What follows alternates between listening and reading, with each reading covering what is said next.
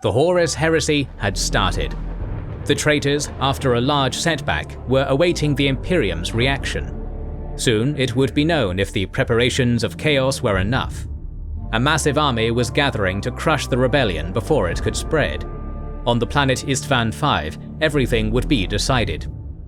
Welcome to our series on Warhammer 40k and the Horus heresy, explaining the origins of the Imperium and chaos.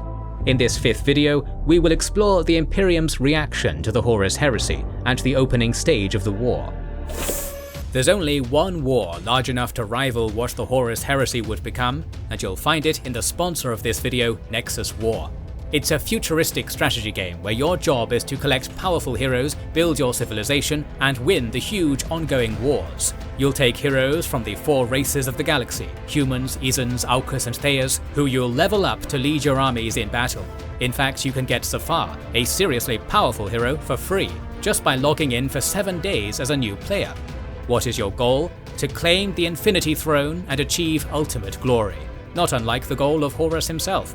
It's also multiplayer, allowing you to ally with millions of players all over the galaxy to enact team strategies and fight together in real-time battles. For example, face the Siege of Aeons, a 30 vs 30 alliance battle requiring skill and teamwork. Or head out to explore the open world to find new powers to employ amid the ruins, treasures and foes that await you on the massive and mysterious map. You'll also be building up your personal city to a galactic megafortress and recruiting and training heroes and mechs to battle your enemies. Download Nexus War for free via our link in the description and use code NWHeroPack to get $100 in free items. But that's only for the first 100 people to use it, so get in there quick. In 005 M31, on the eve of the Isstvan 3 campaign, where loyalists were to be purged, the Warmaster devised a scheme to thin out the forces that opposed him. To that end, he sent as many legions to the outer regions of the galaxy as he could. The Ultramarines were to fortify their home region and await aid from the Wordbearers, being told a massive Orc army was headed there. This army did not exist, for it was a mere fabrication of Horus. The Blood Angels were sent to Cygnus Prime to combat unknown Xenos, but only demons awaited there for the loyalist Space Marines. The last legion that Horus managed to send away from the conflict were the Dark Angels. They were sent to combat the human Xeno confederation called the Gordian League, a campaign that would last for just over a year. Even with so many loyalist forces removed, the balance of power still wasn't in Horus's favour. An additional ally would be helpful. Fulgrim, one of the corrupted Primarchs, was convinced that he could convince Ferrus Manus and his Legion of Iron Hands to betray the Emperor. To achieve that, he travelled to meet his dear friend and brother while the purge on Isstvan 3 was happening. The two spoke in private. Contrary to Fulgrim's anticipation, Ferrus declined to join Horus and called out his madness. The two Primarchs engaged in a short duel, which Fulgrim won, but couldn't bring himself to kill his brother. While Ferrus Manus was unconscious, Fulgrim retreated to his spaceship and bombarded the Iron Hands fleet, crippling its combat effectiveness. Ferrus Manus was the second, after Nathaniel Garrow, to send news of Horus's treachery to Terra. Now the Imperium knew beyond any doubt that the Warmaster was in open rebellion. A new leader of the army was needed. Rogal Dorn was named Lord Commander of the Imperium. He decided to bring a swift end to the Horus heresy. A giant army was sent to the Isstvan system.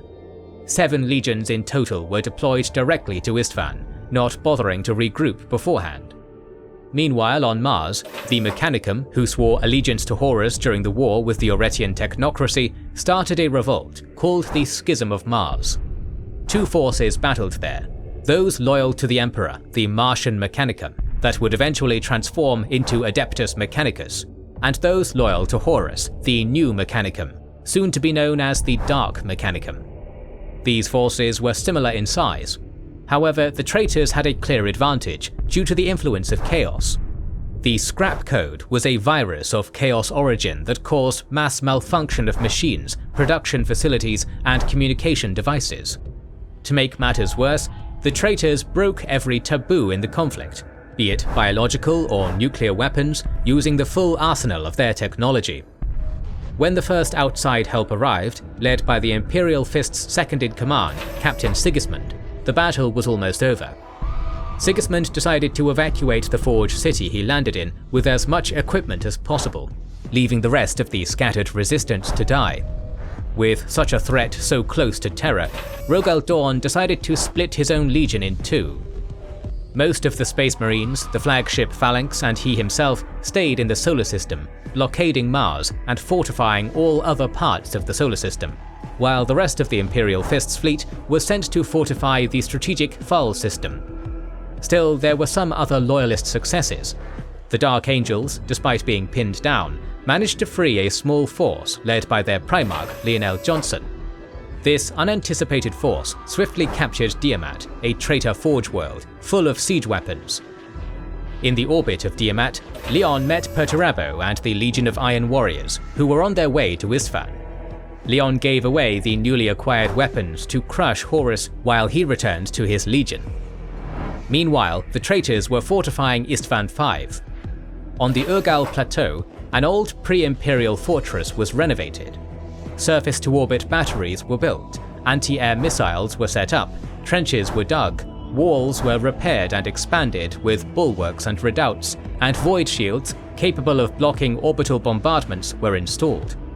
This fortress was guarded by 4 battered legions, the Sons of Horus, Emperor's Children, Death Guard, and World Eaters, 200,000 Space Marines in total, supported by over 1 million traitor Imperial army and multiple Titans.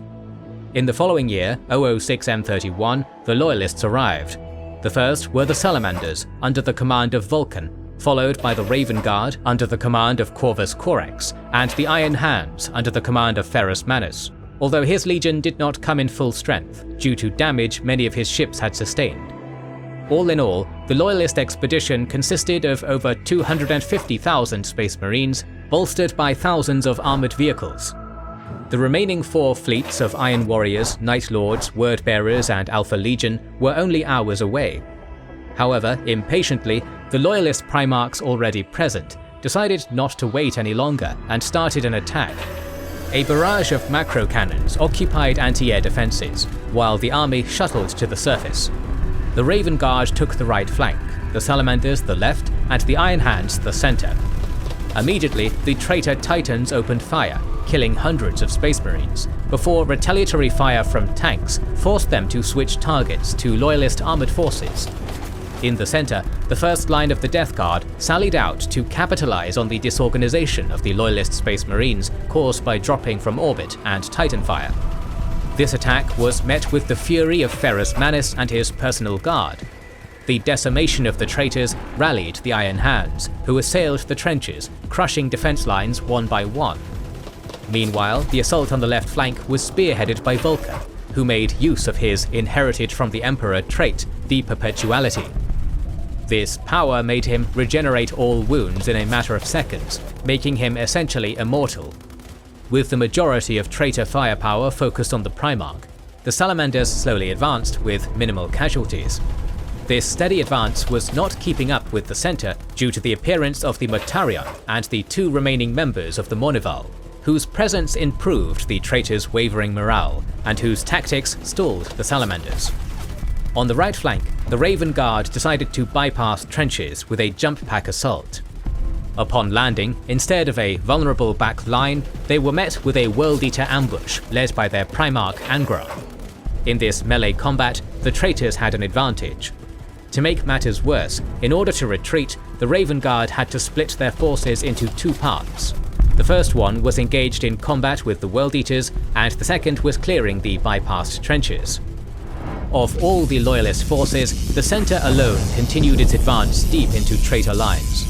All attempts to stop the Iron Hands failed, even the use of newly created Noise Marines, who were designed to combat Space Marines. They used as weapons chaos-augmented instruments that created sonic attacks capable of bypassing even the Terminator armor. Yet the Iron Hands had to leave more and more soldiers to guard their flanks, as both the Salamanders and Raven Guard were too far behind.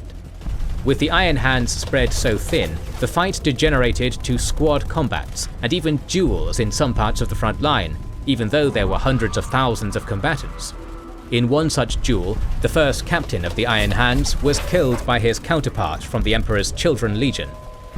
Around 3 hours into the battle, the second wave arrived.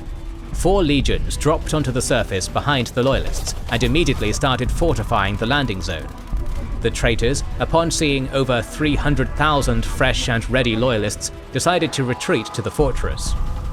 Even the most bloodthirsty or demon-possessed traitors started fleeing.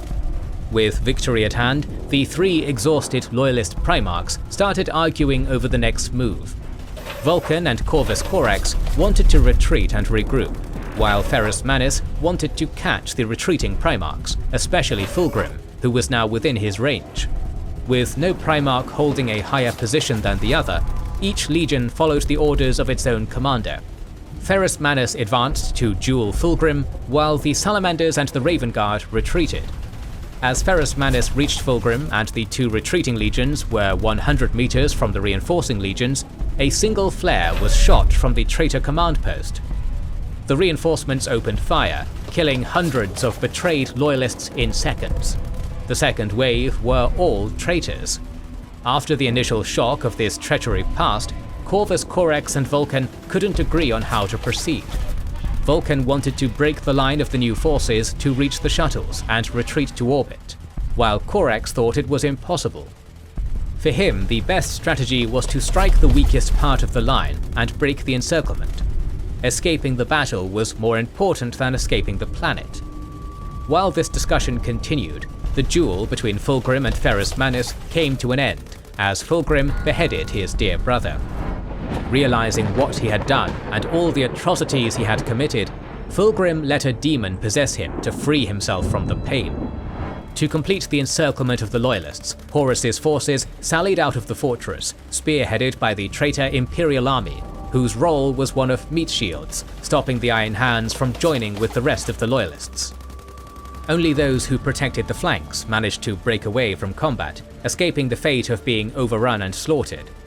On the other side of the battlefield, the Salamanders, helped by remnants of the Iron Hands and a few of the Raven Guard, managed to reach the shuttles. Yet to their dismay, most of them were destroyed. A handful escaped, while Vulcan and the Salamanders dug in for their last stand. Wave after wave attacked, but the line held, despite being bombarded by artillery and Titan fire. Meanwhile, the Raven Guard were breaking through the ranks of word-bearers until Lorgar Aurelian crossed their line. Corax, skilled in fast and underhanded melee combat, had the upper hand against the Priest Primarch of the Word-Bearers and defeated him. But before he could deliver a killing blow, Conrad Kurz, Primarch of the Night Lords, arrived. The two had similar roguish fighting styles, but Corax was exhausted and wounded. Conrad drove off the Raven Guard Primarch, and as a consequence, his legion, sending them back on the advancing forces of the Sons of Horus and World Eaters, led by their Primarchs. Eventually, the Raven Guard managed to escape the encirclement, but only with 4,000 Astartes from the 80,000 that had originally landed on Isstvan V's surface. The Salamanders had no such luck. Their position held firm against so many attacks that Perturabo, the Iron Warrior's Primarch, decided to end it once and for all. He launched a tactical nuke, annihilating every single surviving Loyalist. With the battle ended, unbeknownst to all other traitors, Conrad Kurz ventured into the nuclear crater to recover the regenerating body of Vulcan, taking him to his own ship as prisoner.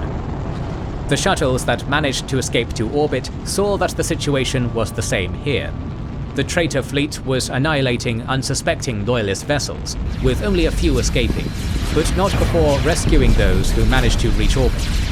This grievous defeat resulted in the Empire essentially losing 3 entire legions, with 4 more joining the ranks of Chaos. With 1 Primarch dead and 1 captured, reclaiming Corvus Corax was a task of utmost importance, especially to the few Raven Guard not present in the battle.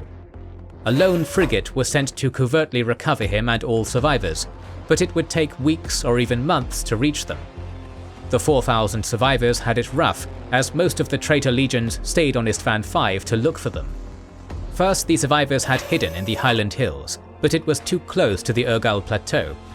The Iron Warriors' armoured column was heading in their direction. The Raven Guard prepared an ambush, hiding on both sides of the incoming tanks. The trap was sprung.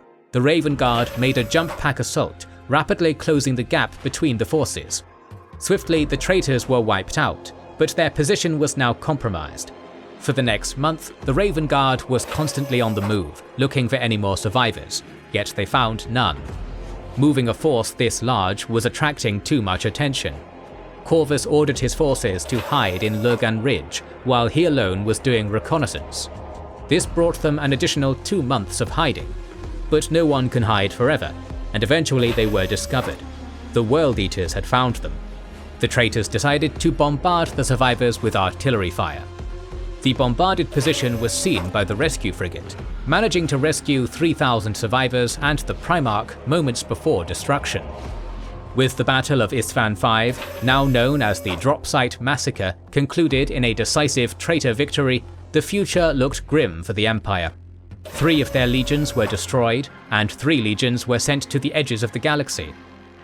The only legions capable of interference were the Imperial Fists, whose forces were split in 2, the Space Wolves, exhausted from the burning of Prospero, and the White Scars, who still did not respond to any call to arms.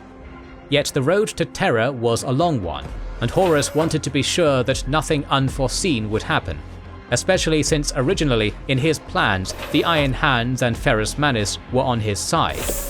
The traitors were sent across the galaxy to fulfill many goals Horus gave them, while Horus himself prepared for the inevitable attack on Terra, the almost impregnable fortress. How will the galaxy react to civil war in the Imperium? Whose side will the trillions of citizens across the galaxy choose? How will the situation escalate? Find out in our next episode. Our series on the Warhammer 40k Horus Heresy will continue, so make sure you are subscribed and have pressed the bell button to see it. Please consider liking, commenting and sharing, it helps immensely. Our videos would be impossible without our kind patrons and YouTube channel members, whose ranks you can join via the links in the description to know our schedule, get early access to our videos, access our Discord, and much more.